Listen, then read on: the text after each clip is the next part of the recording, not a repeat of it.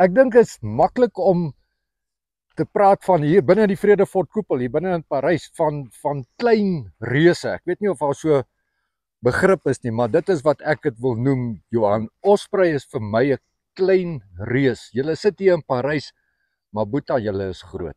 Hoe groot is Osprey? Man, Sakkie, ek kan vir eerlik sê, ons is nou al, ons handelsmerk kom hier uit in die middel 1980s uit. So ons is al 'n redelike lang ruk in die bedryf. Ja. Baie sterk gevestig op agribesigheid en in die staalbedryf en dan ook na uitvoere na Sub-Sahara Afrika toe. So ons is huidiglik een van die grootste hekvervaardigers in Suidelike Afrika, so Sub-Sahara Afrika. Sub-Sahara Afrika. Jy sê dit so gemaklik. So Klerksdorp of Potchefstroom. Sub-Sahara is ongelooflike groot area wat jy dek. En ek wil amper sê Osprey is dis die handelsnaam, dis die brandname.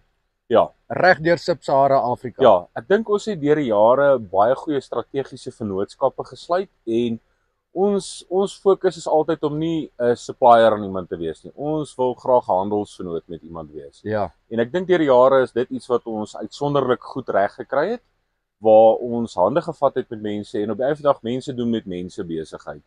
En ek dink dis een van die goeders wat ons baie effektief reg gekry deur al die jare.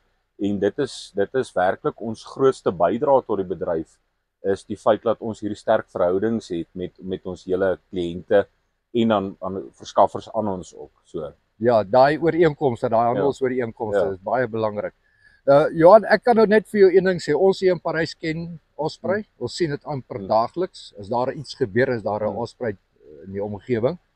En ek mag namens die gemeenskap vir julle ouens sê, Jessie, baie dankie en geluk vir dit wat julle doen in die gemeenskap en ook vir die gemeenskap. Ons is trots op Osprey. Kyk, ek moet eerlik sê, ek dink as 'n mens 'n besigheid het soos Osprey, moet 'n mens besef dat daar 'n redelike groot sosiale verantwoordelikheid ook op 'n ou rus. Dit is so, ons doen baie van ons besigheid in die dorp, alhoewel ons die meerderheid van ons besigheid buitekant die dorp doen, maar almal wat vir ons werk kom van die plaaslike gemeenskap af. So ons het 'n groot verantwoordelikheid om ook in ons plaaslike gemeenskap te investeer, in verskaffers daar, mense wat behoeftig is. So ons is maar betrokke by al daai tipe dinge, want dit is 'n werklik, dit lê ons na in die hart. En ons weet in wat so 'n verskriklike bevoorregte posisie ons is om so 'n tipe besigheid te kan bedryf en kan hê. Ouens, hoef ek meer sê, daar is hy, die klein reus van Sub-Sahara binne in Parys, Osprey.